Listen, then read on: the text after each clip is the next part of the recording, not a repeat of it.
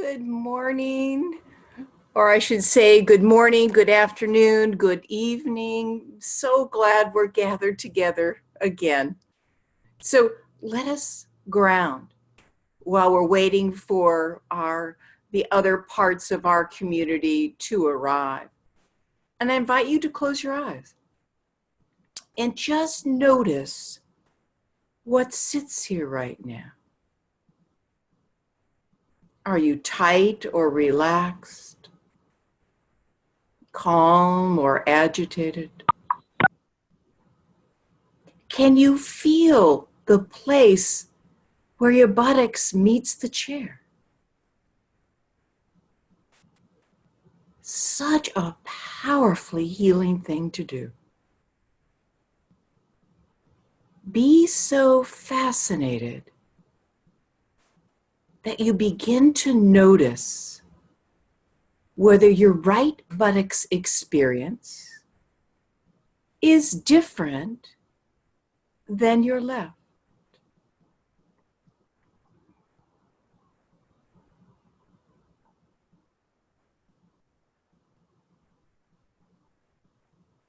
All we're doing here is dipping the finger of our attention into the river of our experience. And because we've been so trained to be anywhere but here, and thus our mind is so busy most all the time, it can be very helpful to reset the nervous system through your breath. It's one of the most powerful ways. So I invite you on the next in-breath to tighten every single muscle you can find. And the key is to very slowly let that holding go on the out-breath. And again, tighten, tighten, tighten, tighten. And add the great sound of the heart. Ah.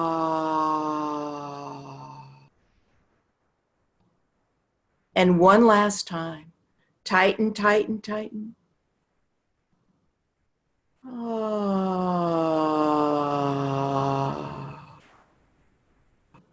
And now, after just a few breaths, notice, is there anything different with what sits here right now?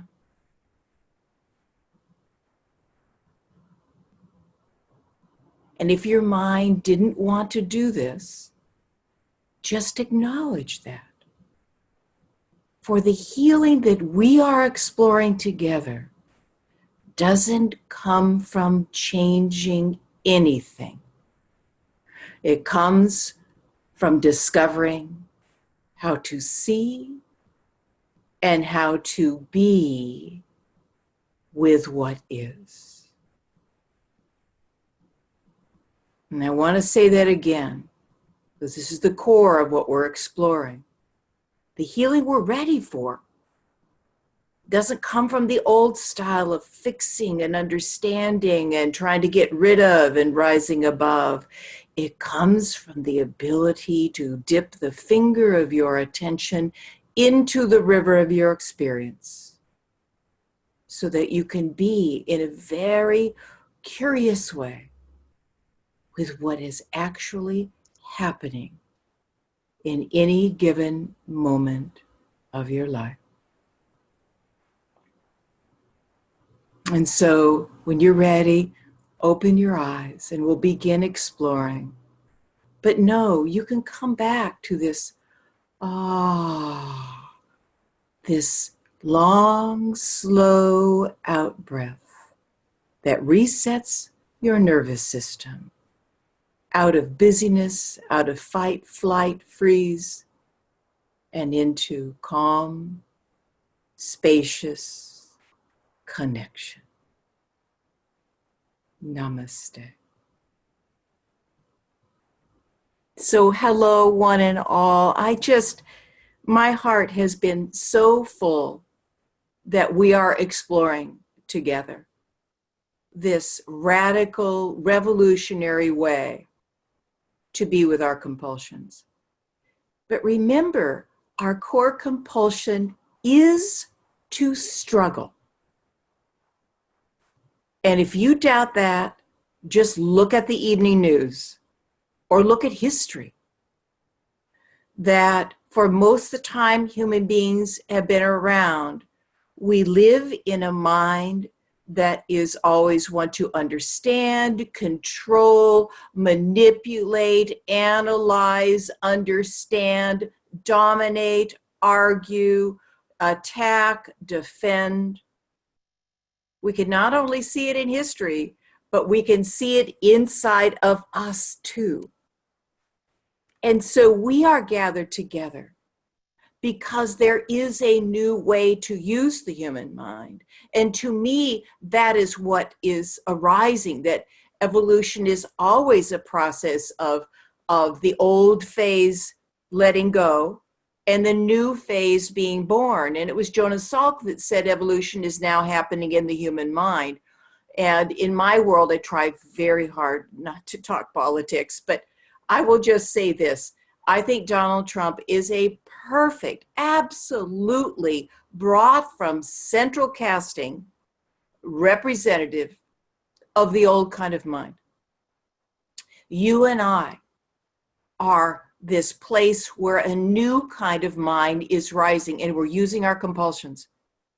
So the power of our compulsions, and remember, we can be compulsive about most anything, is they will not be healed through control. So literally, your compulsions are life saying, psst, hey, you-hoo, I want to show you how to use your mind in a new way. So that's why we changed our relationship with our compulsions from enemy to ally, from something that is bad and wrong about us to a highly crafted survival system that you have needed when you have been caught in this conditioned mind, the old kind of mind, the kind of mind that you were trained in when you were young. But Stephen Levine, my main mentor, would say, may you be so lucky to come across something you can't control. And most human beings would go, no. But coming across something we can't control is an invitation to begin to use your mind in a new way. The old mind tries to control. Has that worked with your compulsions? It didn't work with mine. And I used to think, well, it didn't work with many people that I worked with over the years also. And I used to think there was something wrong with me, that I just wasn't trying hard enough, until I began to realize that control only actually empowers compulsions. And if we do, muscle one to the ground, another one will take over, because we need this survival system in order to keep under wraps all the parts of ourselves that we deemed not okay, that we actually disowned, like our sadness, or our deep vulnerability, or our anger, or our not enoughness, that feeling that everybody has, that they're just not quite enough. So here we are, really, truly on the journey to becoming a whole person. And there is no accident that whole and holy and healing, they all come from the same root word. And what is a whole person? A whole person is somebody that every single part of themselves and everything they have ever done now has room in your heart. Because the heart is the new brain. The heart doesn't control, it connects. It doesn't divide, it unites. It doesn't want to figure out, it wants to embrace, it wants to welcome. So today we're going to be exploring how do we bring this all into our compulsions. And hopefully by now you understand why I really haven't done this much before, because our minds will just use all of this as another way to try to get rid of or control our compulsions. But what I have done is give you my deepest understanding of the core constructs of this new kind of mind, so you can begin to engage with your compulsions rather than falling into them or trying to control them. And so I want to give you an example out of my life. It's the best example I've ever come across because it just contains everything that we have been exploring. And this happened on the morning of 9/11. And, friends called and said, oh my God, so I turned on the television, and then clients called and family members called, and then a couple of individual session people came, and then I led a group, and it was just very, very, very intense. And at 2:00, when the last person left and I closed the door, I had a tsunami wave of compulsions. Now remember, for a couple of decades, my compulsions, especially my core one is food, had been really calm. And every once in a while it would arise. It's the chocolate bar that I keep in my cupboard, and I would get curious. I couldn't always get curious at that moment, but I could at least ask the compulsive one, what are you trying to take care of? Or I could ask, life, what am I ready to see?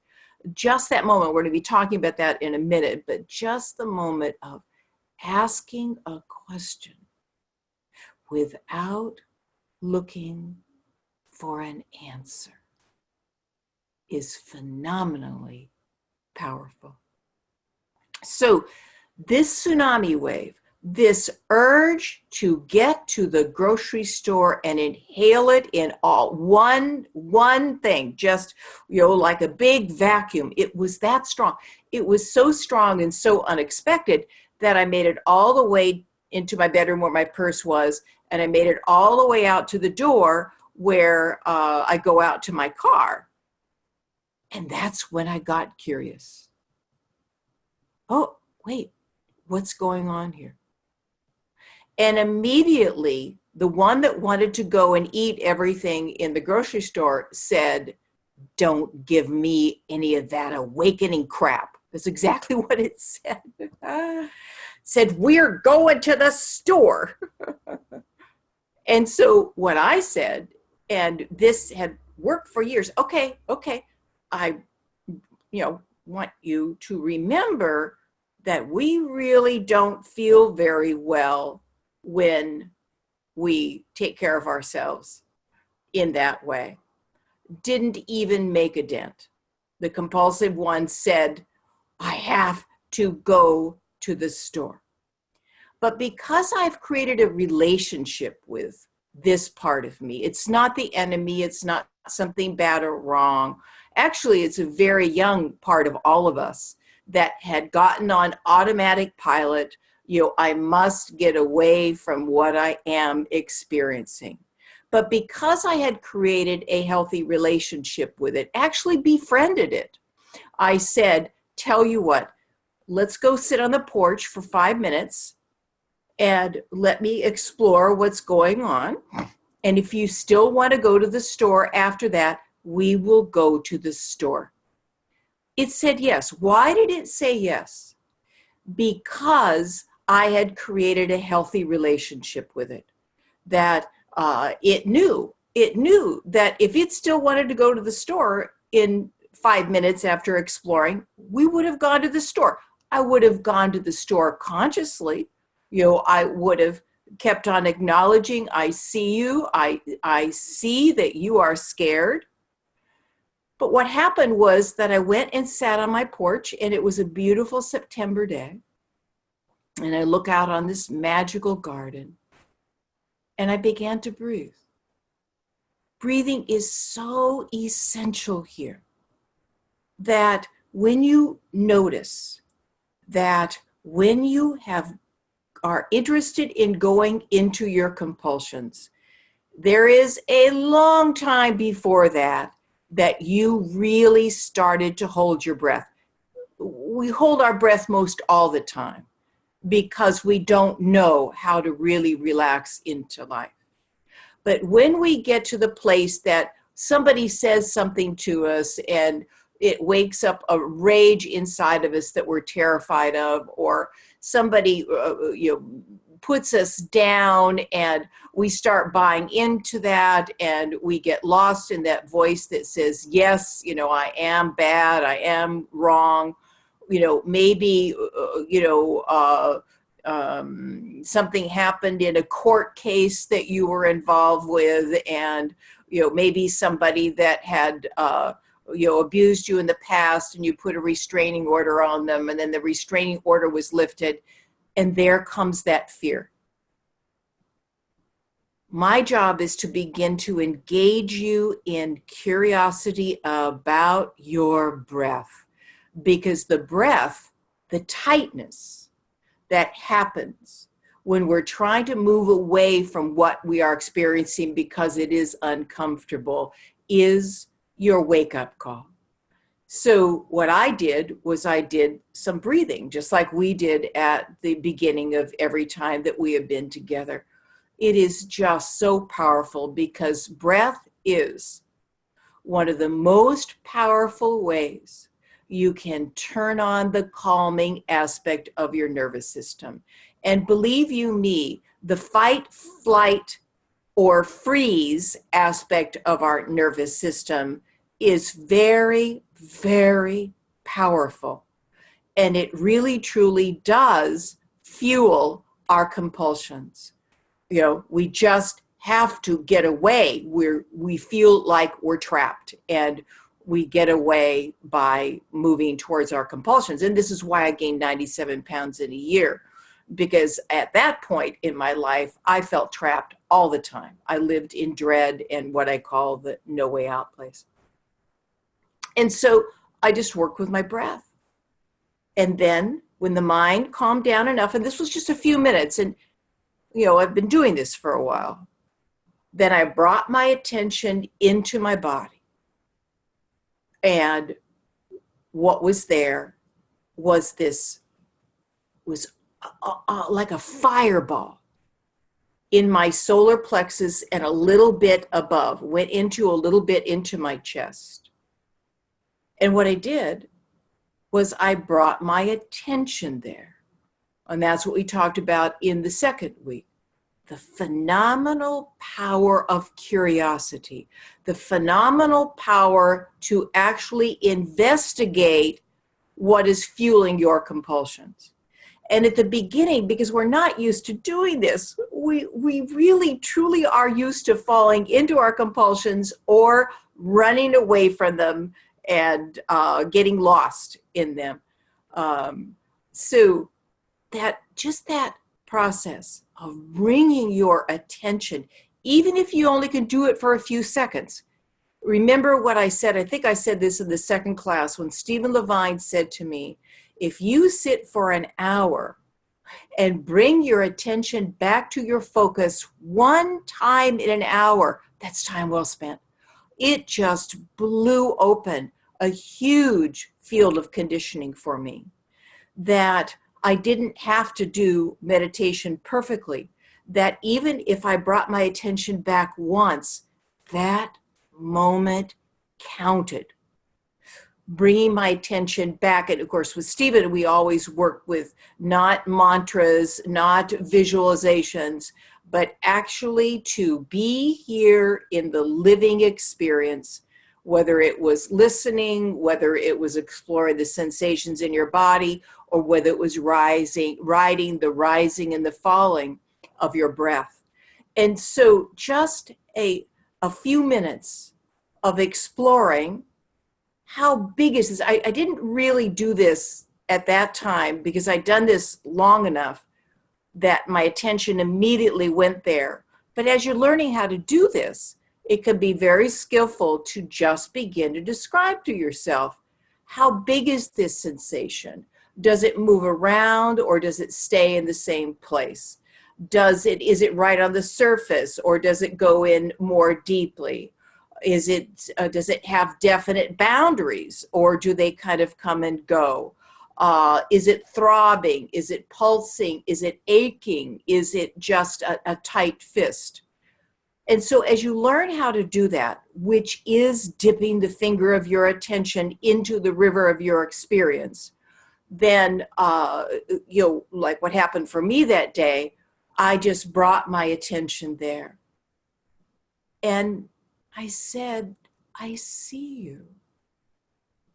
Those are 3 of the most powerful words you will ever discover.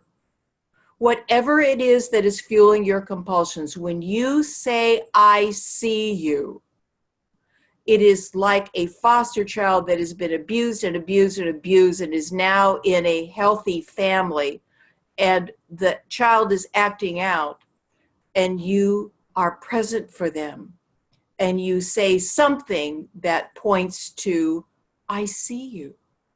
I'm here with you. That is what we're learning how to do with what fuels our compulsions. To actually see our compulsions and what fuels them as really kind of highly abused foster children.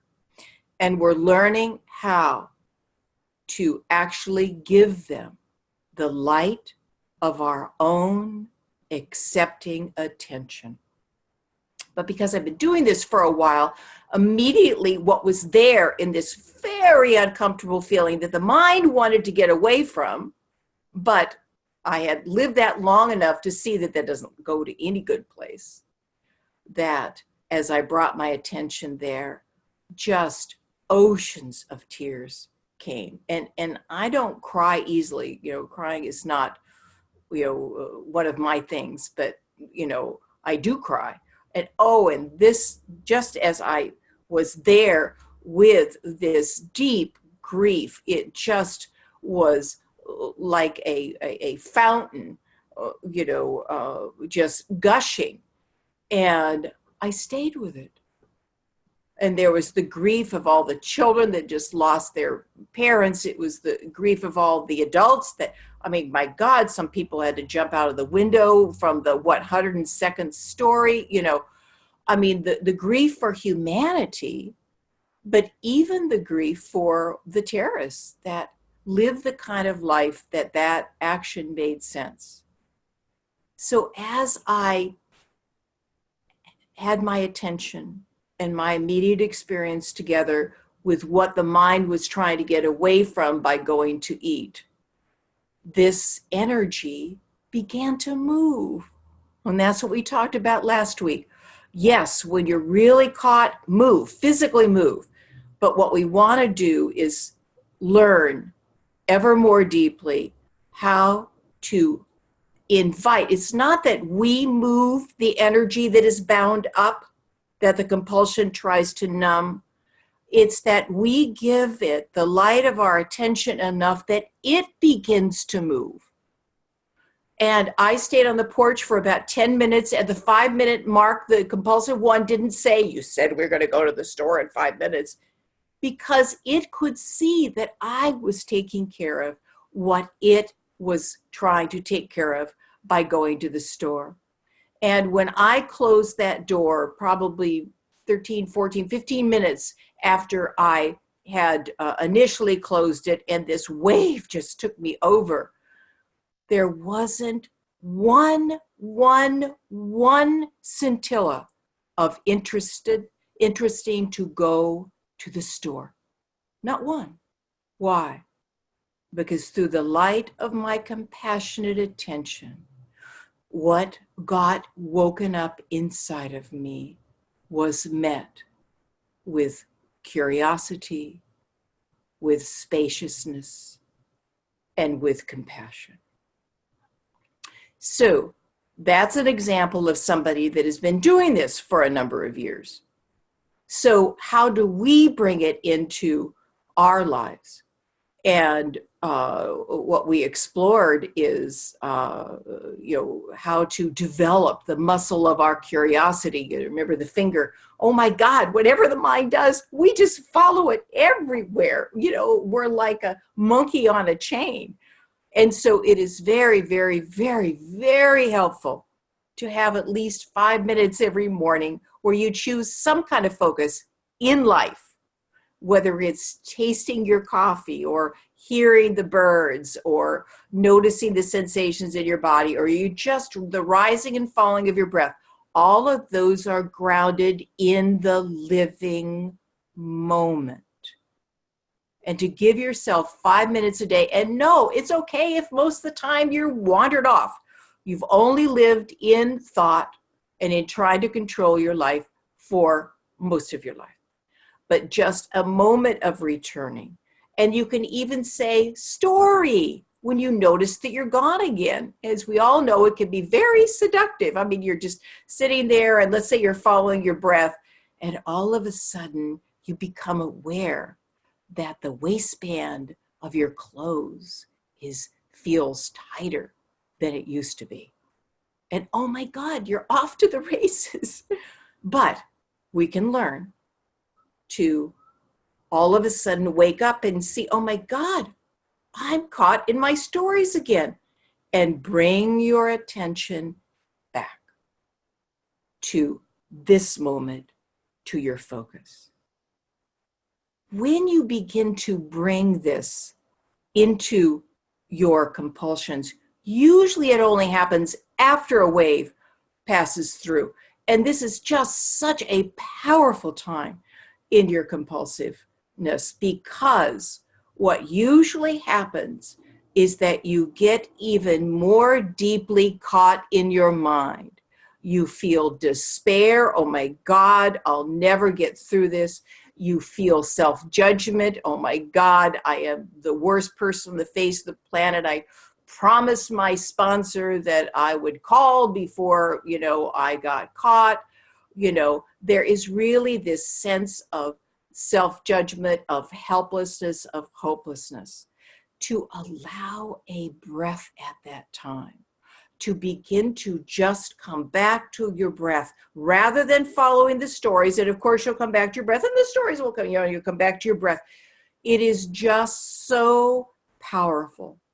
But the second most powerful thing that you can do, and this can be done not just at the end of compulsions. This could be done in the middle of a compulsion. It could be done at the beginning of a compulsion. That you just notice that you're caught. Oh my God, that is a moment of consciousness. And then you ask life for help. I think I have talked, I talk in so many places, but I think I did in this group talk about AA. Forgive me if I'm repeating myself, but AA, here is this organization that's all over the world, that's been around for over 100 years. And why is it? Because there's something inside of it that works. And the 12 steps are the core of it. But to me, really, the core of it is the community. But the 12 steps are a big part of it. And a lot of them I don't agree with. But the first 3 steps are key to really becoming bigger than that urge to turn away from ourselves and be compulsive. The first step is basically, man, I can't control my life, The second step is, there's something smarter than me. You can use the word God, but use whatever word you want, that can restore me to sanity. And the third step is, I turn my life over. So the wonderful thing about compulsions is that you can't heal them. this whole idea that you have to be the one to figure this all out, including how do you do all this stuff that Mary has been offering us for these 4 weeks together. The real key, and this comes back to what Stephen said, may you be so lucky to come across something you can't control. The real key is life begins to help you to see you're not alone. And you are not the one that has to figure out how to do this. So, how I do that is ask questions without looking for an answer. And if you don't have the gift of our compulsions, email me and I'll send you the chapter on questions. So important. And it explores 2 kinds of questions. The first is the check-in questions, which we've been talking about, how to bring your attention into your immediate experience. And the second is open-ended questions.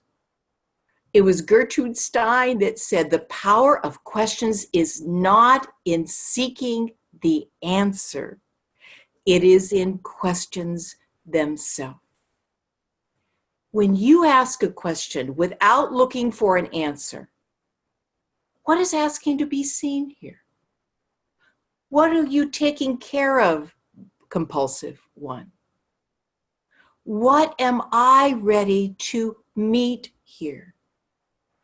What is the way through this?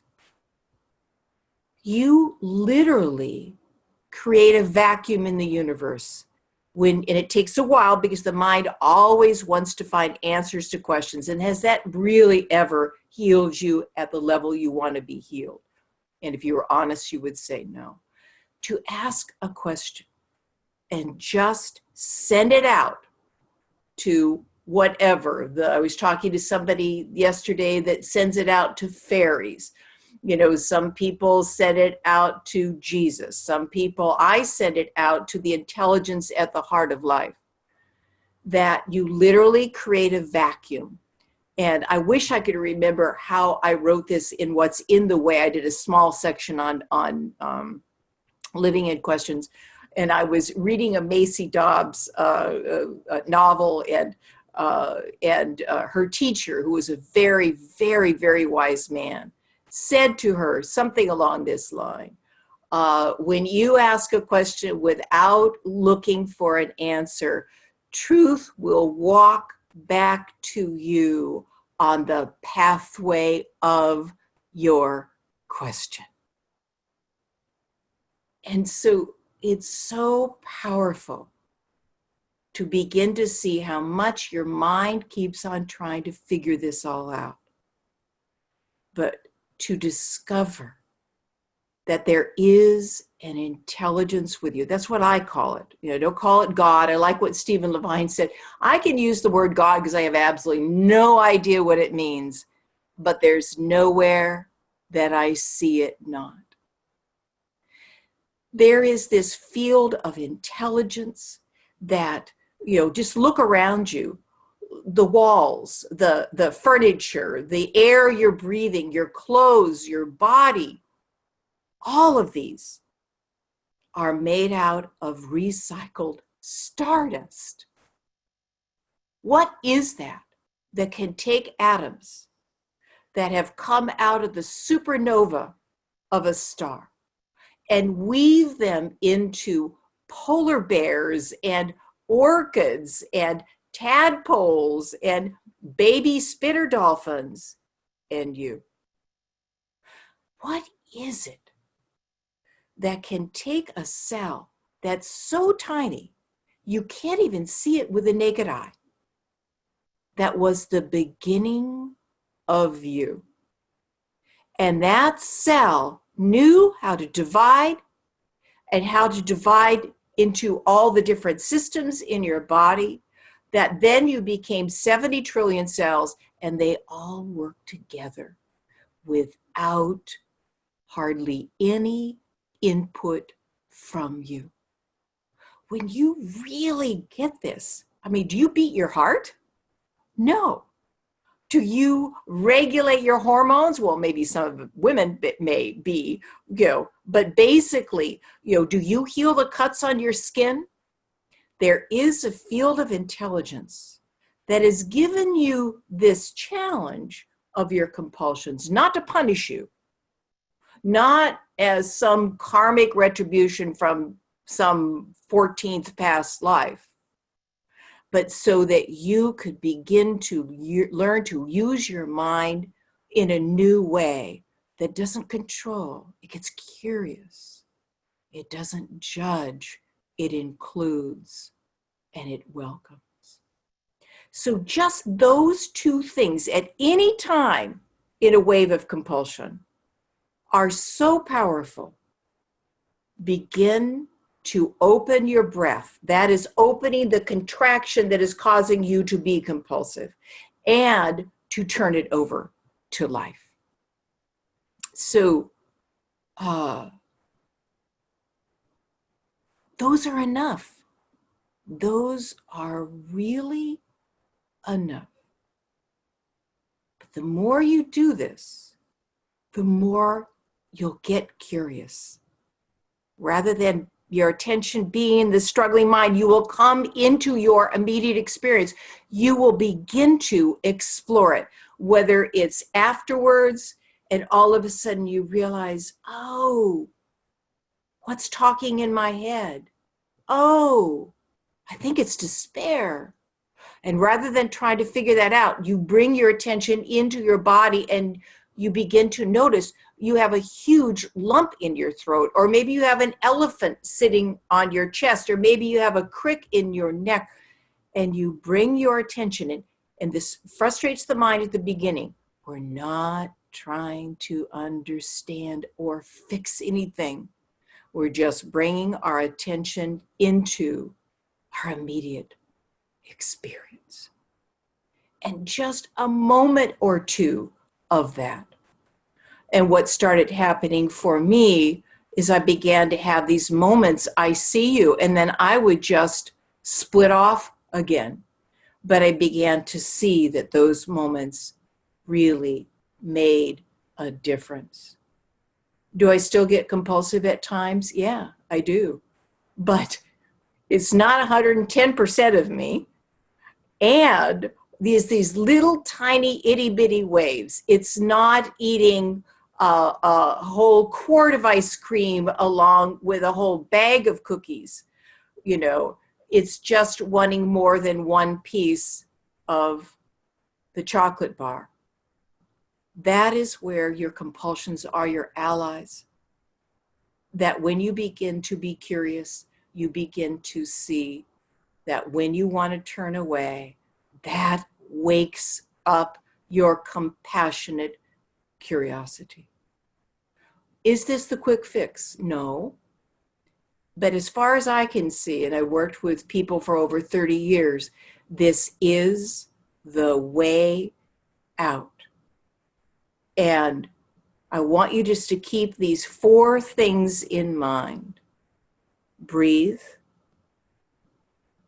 Turn it over to life, no matter where you are in a wave of compulsion. Curiosity. What can I notice about my immediate experience? And as you do this, the 4th will begin to become your home. And that is welcoming. You're no longer afraid of the compulsive one. You're no longer afraid of what it is trying to numb inside of you. You realize that all of this was created inside of you when you were very, very young. And that is why I call my conditioned self little one. And all of it is in my heart. Do I have an edge? We all have an edge. But my compulsions have taught me how to turn towards rather than turn away. I really don't want to give you any more than that. Those 4 things. Check in on your breath, and if you can, long, slow out breath. Be the question. Be an open-ended question. Begin to understand you are not the one that's going to figure this out. Begin to bring your curiosity into your immediate experience, and then more and more welcome. Remember from the first class I shared with you, my God, I tried to kill myself 3 times. I even broke my own arm out of such extreme self-hate. And now there's not one part of me, not anything I've ever done in my life that doesn't have a home in my heart. And thus, my compulsions let go. I don't, try to get rid of them or control them. They just look less and less interesting because I am taking care of what the compulsive one has been taking care of when I've been far away from myself. So I want to come back to what I said at the end of our quiet time. The healing we are ready for doesn't come from changing anything, fixing anything, analyzing anything, understand anything. It comes from the ability to see and be with what is. And your compulsions are here as your guide, as your invitation to come and dip the finger of your attention into the river of your experience. So whatever you are experiencing can come home to your heart. So let's turn it over. What I said last week, bring your examples, let's explore, let's meet some people's experience, because you may have something that's going on inside of you that you can't quite imagine how to do this with. So either go to the participants button so that you can talk, or go to the chat button so you can write out your questions. And in the meantime, come back to your breath and let's see what's arising inside of us as a community. So, okay. And hello, we don't have your name, 190-5833 is the telephone number. Yes. Hello. Hi, Mary. And what's your name? It's Leanne. Hi, Leanne. Glad you're here. Oh, me too. So the situation I have is, for example, when I'm sitting at dinner and I notice that I'm anxious with my husband, and we're both eating too fast, and we tell each other, okay, slow down. Yeah. And I'm eating too fast. And I also then, I'm sort of, I guess, really not in touch with my stomach at that point. Right. And I want seconds. And then I know I shouldn't get seconds, and I go up and get seconds. I know that the food is numbing this old anxiety, whatever it is. But I stop it. Yeah. Well said. Well said. And the one little shift that I would add to what you just shared, you are not anxious. The anxious one is here. Yeah. You feel the difference in that. Yeah. And anxiousness is such a deep part of this conditioned self for all of us. And it is increasing, all you got to do is look at the evening news, it is increasing in all of us. But to me, it is increasing not because we're going in the wrong direction and we're just going to blow ourselves all up, it is increasing so we can begin to relate to rather than from this deep anxiousness that we all experience because we have separated out from life. Well, I do notice it at the time, but I kind of too helpless to deal with it at that point. Exactly. And that's why I talk about that this is like a child learning how to walk. You know, the muscles of your legs, you need to hold, somebody's hand, until the muscles of your curiosity, the muscles of your heart that really wants to be with this anxious one. And so I want you to notice that what we do is then the anxious one comes, and then we use these things to say, okay, well, I should meet the anxiousness. And then the mind says, heck no, I don't want to do that. And then the mind says, well, I want seconds. Oh, you shouldn't have that. I want you to see how you just get caught in the bubble of struggle. Yeah. So what I would invite you to do, two things. Number one, see if you can sit right before dinner, and the mind may not be ready to do this yet.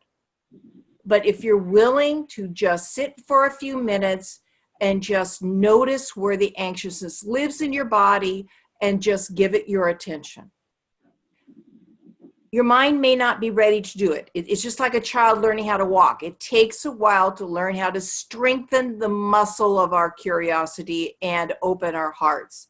So the other thing I would suggest that you do is that you have some time during the day when you're away from food that you can begin to just explore your chest. Most people's anxiousness at some level live in your chest. So I'm just saying maybe that's where yours live. Would you say that, or does it live more in your stomach? It's more in my stomach. Okay. So see if you can have just a few minutes when there's nothing happening around food and just breathe that long, slow out breath, because we need to calm the mind before we go to explore, and just notice what you can notice about your stomach, and acknowledge it. This anxious one inside of you has been there for a long, long time. And it has been waiting for somebody to recognize it, to not make it bad or wrong, not go to our compulsions to numb it out. So it may be skillful to do that away from your compulsions. You may not even be ready to do that. Give yourself the gift of 5 minutes a day that you just return to the sounds around you. Just listen to wherever you are about bringing the finger of your attention into the river of your experience. And the other thing that you could do is create a little sign, with a few hearts on it, and put it on your dinner table and say, anxious one, it's okay that you are here. So that there's some reminder to that there is an anxious one, and then there's you, and some reminder that you don't need to control it. Now, eating fast has been my edge too. And it's taken me a long time to slow down and savor my food. And if you watch that eating fast, you'll see really clearly the scared one inside of you. Befriend her. Welcome her. Is that enough to work with? Yes, thank you. Yeah. I want you all to get that shift, that this is conditioning. We are not our fear. We are not the self-judgment. We are not the despair. Somewhere in one of the classes I talked about the image I've been working with, this ocean of being, this most beautiful ocean. That's who you are. And it's always here. But we live in this opaque, tiny bubble. I call it the bubble of struggle. And the only thing that is stronger than the bubble of struggle and all the pieces that make it up is your ability to see it and see it with great heart. When Stephen Levine said, healing is bringing awareness and mercy into that which we have held in judgment and in fear, it changed my life. I don't use awareness and mercy because they're kind of, okay, what's awareness? Okay, you know, what, isn't mercy a religious thing? So I use healing is bringing curiosity and heart into whatever we have held in judgment and in fear. And believe you me, we have held our anxiousness in judgment and in fear. So does that sound interesting to create a little sign and put it on the table? Yes, it does. Okay, great. Thank you for that question. Thank you, Mary. So anything else that wants to be heard in these last few minutes of our time together? And just close your eyes and just ask, is there something inside of me that wants to be heard?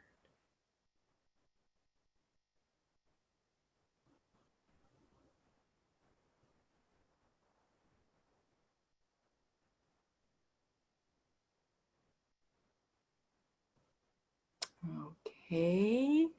And Laura. Hello. Hi. So yeah, there you go. There you go. Hello. Let's see, I've been working with these concepts. I was introduced to your work maybe a year ago. So I've been struggling with these concepts for about a year. Struggling with it. I love that. Yeah. Yeah. That's what we do. And that came through, I started an eating plan to lose weight. It was Bright Line Eating. And then I was introduced to your work. And then I went into my compulsions for like, maybe it's been a year, I'd say. And I'm ready. And since this course started, I'm feeling uninterested. I'm feeling so peaceful about it. And I kind of feel like I'm good. I got this, you know. I know it's not how it is, but that's how I'm feeling right now. But I'm enjoy it. Yeah. Yeah. Mm-hmm. But I have an eating plan. I have a food plan that I'm following, which makes it really easy because I know when a compulsion comes in, it's telling me not to eat off the plan, right? Right. So we talked about management and engagement, and I feel like my engagement is here, right? Right now it is. And I guess, while I have you here, I start thinking about getting off the food plan, and I just get this terror, like, how am I going to do this? How am I going to transition off? Yeah, it's so important what you're saying, Laura. It's the mind. It says, oh my God, I don't know how to do this. It will naturally happen. Good. I don't have to do anything. No. It's like if you break a leg, you put a cast on it. Our relationship with food, for most of us, has been broken. So you have found an eating plan that works for you. And everything is fairly calm. But I invite you now to really become a tightness detective. That, remember when we shook our hands and all that, and we could feel, how energy would just flow through us? That's our natural state. We're on the journey back to that. To become a tightness detective in the little things in life. The stoplight is too long. You're going to be late to the doctor's appointment. Doctors always run late, but the mind doesn't, like my mind doesn't like to be late, The neighbor is blaring a music, in his backyard, or the dog is barking endlessly, or anything. Oh my God, our hair doesn't look good today. Just become a tightness detective with the little things. And just all you need to do is just notice you're tight, allow a long, slow out breath. And then if you want to turn it over to life, show me even more how I tighten against life. So now you're like that child beginning to strengthen the muscles of its legs. That you're now that the eater is fairly calm in this phase, it will come back again. But that's a good thing, because you will be developing the muscles of your awareness, the muscles of your heart. And then when the deeper things, it's like, I can't remember if I mentioned in here that for many years, both of my children at the same time were dealing with life-threatening illnesses. Life does that. It does do that. I mean, I thought it was a little unfair that they were both dealing with them at the same time. But that was such a powerful time, because I just was so alert to when I would get tight again, into fear for the future, into helplessness. Oh my God, hopelessness. And because I had strengthened the muscle of my curiosity, my willingness to be with myself, I began to rest more and more in being, and these states passed through. The chocolate bar was more interesting during that time, but I used it in order to connect with myself. So start with little things, and then know that whenever you go off the eating plan, whenever it's interesting and you can't quite muscle yourself back into the eating plan, you've hit pay dirt. That there's something that needs you. Work with just the sensations in the body. The mind goes, what is the compulsion trying to take care of? Let's see. Is it my fear? Is it dread? Is it my shame? What is it? Up in the head again. So bring your attention into your body and notice what is holding, and you'll begin to see the language of your conditioned self as it lives in your body. And more you will be able to do what I did on that porch on 9/11. So is that enough to work with? Yeah, thank you. I'm so grateful. I know, isn't this is just, I just have to thank, I almost died of my conditioning a number of times. And then life showed me the way back. So we're just going to have to thank my compulsive one, because it's what really has set me on this path of the attentive mind and the inclusive, aware heart. Thanks, Laura. Thank you. So just ask, is there anything inside of me that wants to be heard? Mm-mm.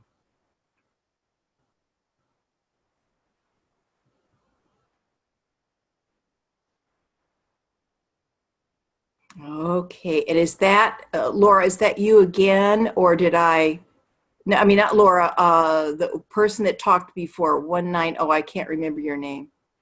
Or did I just forget to unhook your hand? No, it's not me again. Okay, thank you. I'm still on my learning curve. Okay, so what I think the last thing to explore today is, how can you support yourself? Number one, you have these videos, and you can go back and listen to them at any time.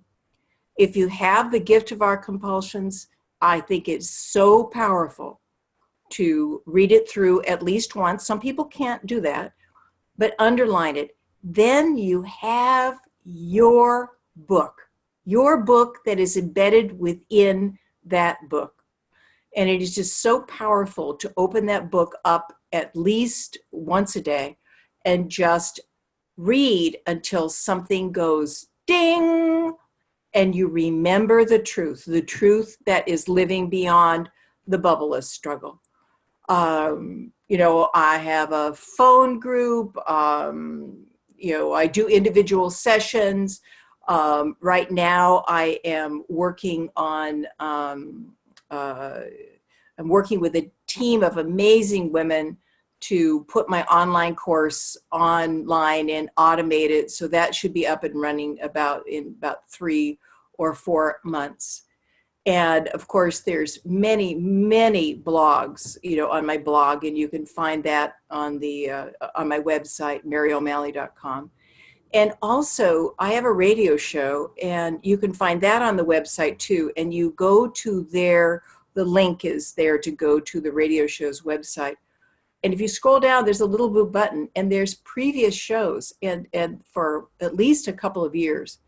And so it's very, very helpful. It's like what we explored, I think, in the first time we were together, is that this is about learning a language. And just like any language, you need to hang out with it. You need to speak with other people. You know, you need to study it. And so, you know, whether it's watching these videos or going to the radio show, I think I've done a couple of different radio shows on compulsions, but all of the radio shows are about unhooking from the bubble of struggle and coming back to who you really are, the ocean of being. And so let me know if there's any way that I can support you in this healing. And I want to thank you. You know, I had the good grace to spend a fair amount of time with a man called Brian Swim. And he's a mathematician, but he is a poet at heart. And he and Thomas Berry made a list of the 12 major shifts in evolution. And he showed how in every single major shift, as the old was giving away to the new, the old got very strong. There was chaos as the new was being born and eventually become the norm. And this is what life has done. I mean, for heaven's sakes, our planet was once just gas and dust, for heaven's sakes. And so we are living in a time of a major evolutionary shift. And to me, it's the shift in how people use their minds. They have used it to control. They have been lost in their minds. They use it to judge, to divide. And more of us are being asked to heal the war inside of us. The war that you see out there, it's inside of each one of us. We're being asked to heal our bubble of struggle. And that's why I say compulsions are one of the greatest gifts you're being given, because you can't control it. But it will show you this new mind. And we are here. We are here for all the children that are coming after us. When I was still under the wraps of my compulsion, but I was beginning to really get this, those times when I would start getting caught and the mind would just want to get caught, I would say, can I be present for what is here for all the children that are coming after me? It wouldn't always work, but it became such a deep part of my life that I use my life in service of the healing of our planet, so that the children coming after us, and they're pretty amazing, and all you have to do is see the walk that they did in DC, you know, last week. So the children coming after us don't have to be as caught in the conditioned mind, in the bubble of struggle, as we were. So thank you. Thank you. You brailled your way here. You know, there's been some pretty challenging things that have happened to you that have made this conversation something that has called to you. And I thank you for listening to the call. And I thank you for remembering that your compulsion is just the bubble of struggle. May you heal it for the whole world. Namaste. Thank you. I will see you in my heart. Bye-bye.